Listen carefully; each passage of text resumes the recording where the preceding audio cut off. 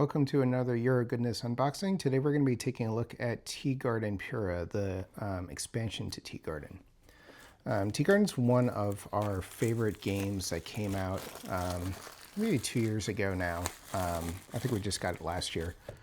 But we really enjoyed the game. It's got a really fun deck building mechanic to it.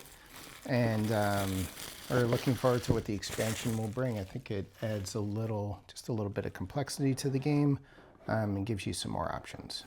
Okay, so it's in kind of one of these like longer boxes.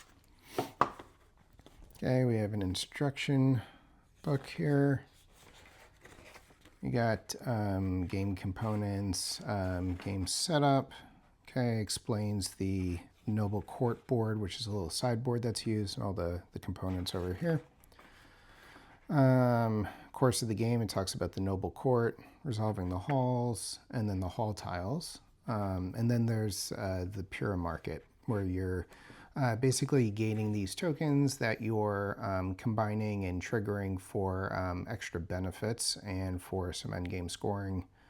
And that's the other part of this main expansion. It talks about purchasing these Puerh tokens and then combining them for benefits and points. And then all of the Imperial decrees, which are they're more or less like race objectives that you're trying to get during the course of the game. So they give you things to go for to get more points. Okay. Oh, and then there's a solo mode, which is very nice because the original did not have one. So there's a whole solo mode where you play against, I guess, an Otoma type AI opponent. Very nice. All explained. Okay, and then the end of the game. All right, so I guess this is the player board for the AI bot. Okay, so it seems a little bit simpler. Maybe just a space for general tea leaves. Maybe they don't care about levels. They just have them, and then maybe some card slots for them. These are extension boards that you'll put next to your regular player boards that allow you to take a fifth action by spending 2 fermented and 1 unfermented tea leaf.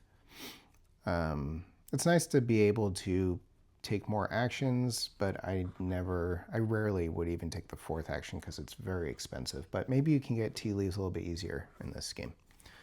And 1 more for the 4th player. And then some of these hall tiles. These are variable tiles that get put out and they get switched each round, and they allow you to take actions and score some points.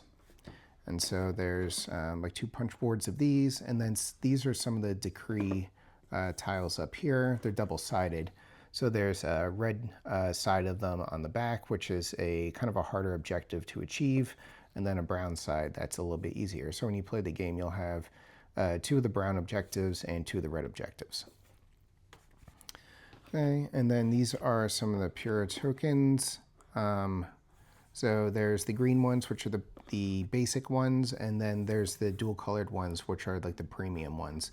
So when you buy these, you have to take a special action to get these ones. These ones kind of come as like bonuses for various things that you do in a game.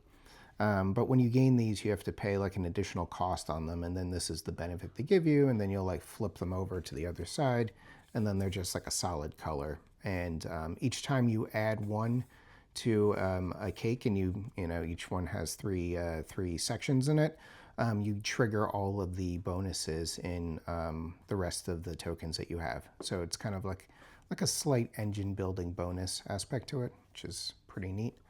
So there's 2 punch boards of those, and then 2 more of these tokens that are extra region tokens that go on the board during setup, which gives you extra opportunities to get some of these basic tokens here. And then you have the sideboard here, which is a trifold. And then you can see this has like the market up here for the premium and the basic tokens. And then the decree tiles go here. So they're put out during setup, that's it. And then the hall tiles will go out here, and you'll have at least 2 or 3. You'll have 3 if you're playing with 3 or 4 players. And then, I'll leave that there. And then you get some more meeples too. So In the base game, you just had your workers, but now you have, I think these are courtesans or courtiers or something like that.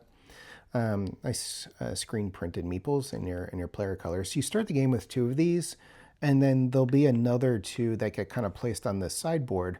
And then when you achieve one of the objectives during the game, you'll be able to take another one. So these are used to place out on these actions, and then you'll need to have the power of the action. You'll take the benefit, and then whoever has the most power on each one at the end of the round will get 5 or 2 points, whether they're first or second.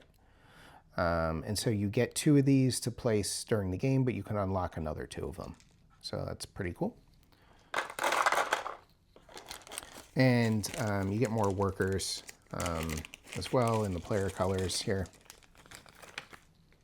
So you can see, I mean, they match the base game workers. They always had a lot of extra workers, so it wasn't ever really running out, but since you use the workers to place on the objectives, they give you more workers. And there are some more cards. So these look like replacement player aids, yeah, for the maintenance phase. Okay, so this is basically to replace the player aids in the base game, and I have the extra 2 actions printed down here. A new round phase 2, where it talks about, I guess, refreshing and dealing with the new rules. And then this is a player aid for the solo opponent. So that's good. And there's like a solo scoring on the backs. So that's really nice. And then they gave you a couple more caravan cards. There's a couple of like the light caravan cards and a couple of the dark caravan cards. So that's nice. It gives you a little bit more variety. And these ones also deal with the new mechanisms, so with the new tokens that you can gain. So that's good. And then also there's a couple more deck cards, it looks like, in here. So we have, oh, these must be the solo cards. Okay. All right, so there's like solo cards here. Yeah, these are all yeah, these all look like solo cards. Yeah, solo cards, and then this must be maybe it's a solo scoring card as well. And then there's one new Emperor card that gets shuffled in that deals with the completed cakes, the tea cakes that you can make during the game. And so that's it. That's the expansion. That's everything that comes in it. Very excited to get Tea Garden back to the table. We've played it a lot, and we're definitely going to be playing it some more. We've been kind of waiting for this expansion to get it back there so that we can, experience the game again. And yeah, very excited for that. All right, well, thank you for joining me for another Euro Goodness unboxing, and have a nice day.